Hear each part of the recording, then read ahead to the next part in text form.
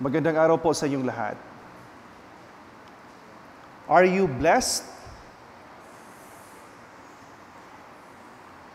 Ikaw ba ay pinagpala ng Panginoon? Ikaw ba ay mapalad or malapad? As a priest, I receive many prayer requests and intentions. Pag nagmimisa ako, and I give a seminar or recollection sa mga kabataan, sa mga nanay at tatay, one would say, and approach me and would say, Father, please pray for me. I will take my licensure examination next week. Please, Father, please pray for the success of that examination.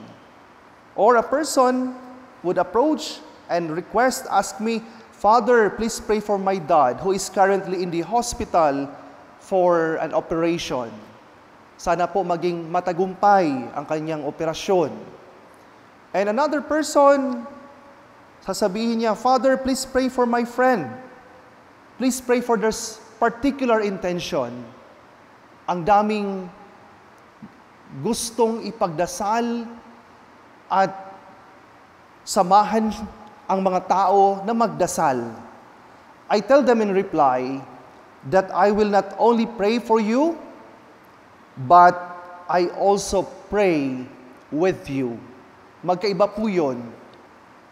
Praying for that person and praying with that person. Dahil kung nais natin maging malakas pa ang ating pagdarasal at panalangin, dapat sabay-sabay tayo, tulong-tulong tayo sa pagdarasal. Brothers and sisters, kung bibilangin mo sa iyong mga kamay ang mga pagpapala na nangyari sa buhay mo, sigurado akong masasabi mo na napakabuti ng Diyos.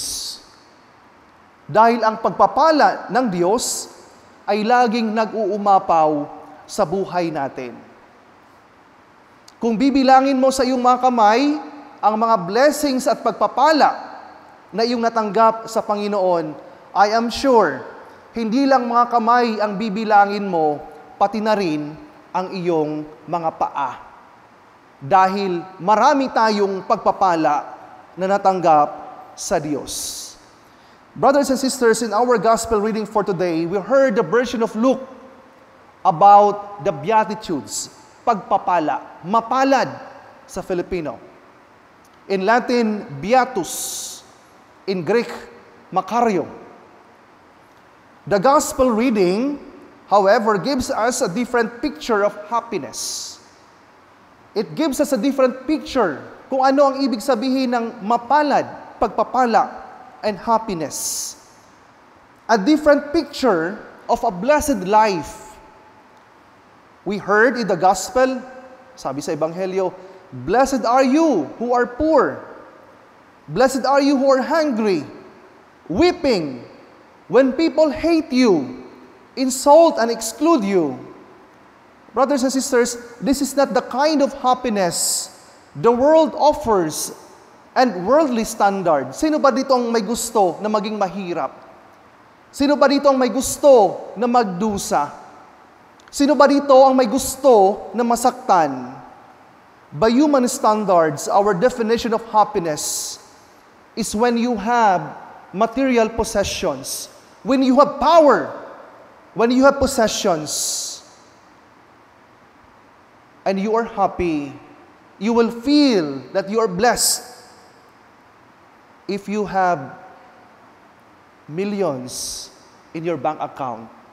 Minsan ho kasi, ang pamantayan natin ng mabiyayang buhay ay maraming pera. But the Lord offers us a different picture of happiness and blessed life.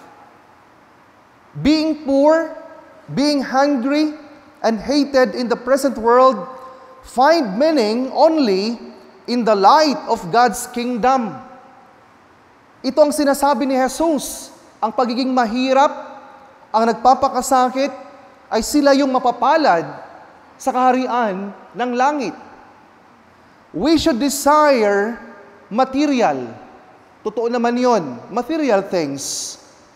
But not only material things, higit sa lahat, spiritual and heavenly blessedness, which Jesus talks about in the gospel reading. Dahil para kay Jesus, kung gusto nating maging dakila, mapalad na mga alagad ng Diyos, mapalad sa kaharian ng langit, maging dakila sa paningin ng Diyos, kailangan nating magpakumbaba. Kailangan nating maging matapat. Kailangan nating maging sincere. Maglingkod at gumawa ng kabutihan at hindi humingi ng kapalit. Brothers and sisters, Jesus, our Lord Jesus Christ, is the embodiment of Beatitudes. Siya ang kaganapan ng Beatitudes. And by the way po, hindi lang si Luke ang mayroong version ng Beatitudes, pati na rin po si Matthew sa kanyang Ebanghelyo. Sa the first reading from the prophet Jeremiah, the book of the prophet Jeremiah teaches us the concept of being blessed. Ano ito? The prophet Jeremiah teaches us na ang pagiging mapalad, blessed by God, is trusting and having hope in the Lord.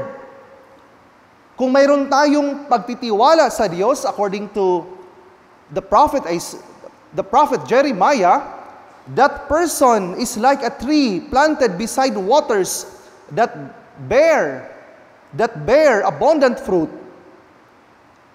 Dadaloy ang biyaya sa buhay ng isang tao kung mayroon siyang pag-asa at pagtitiwala sa Diyos, sabi ni Propeta Jeremiah.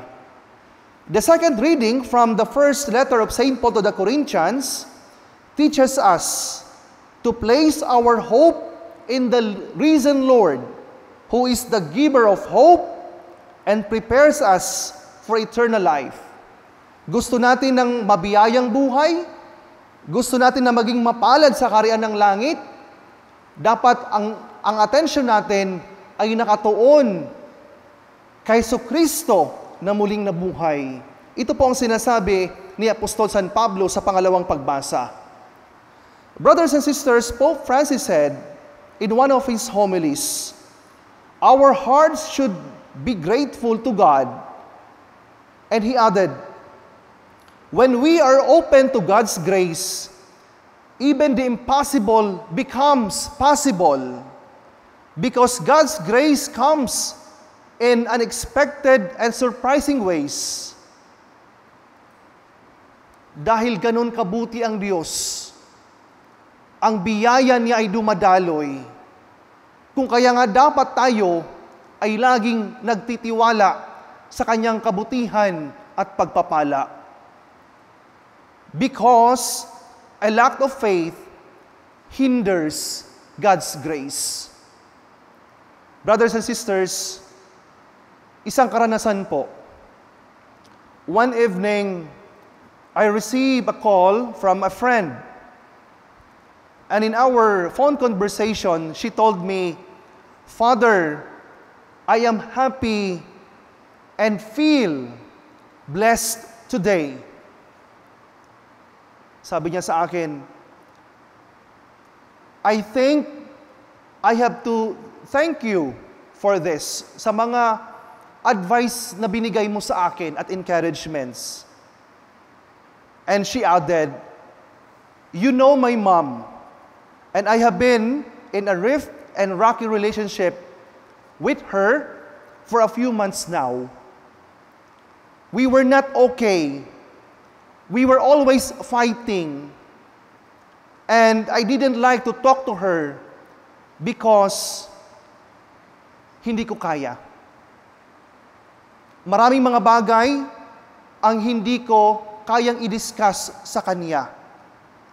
But she said yesterday, I was surprised my mom came to my house.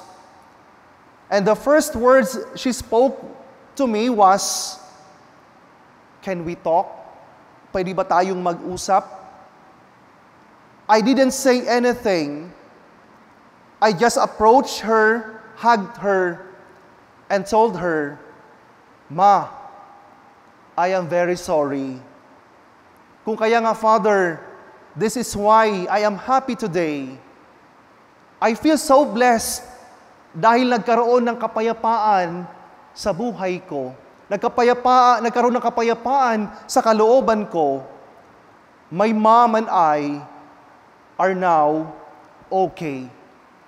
Hindi po ba yan ang karanasan ng pagiging mapalad, ng pagiging blessed sa buhay?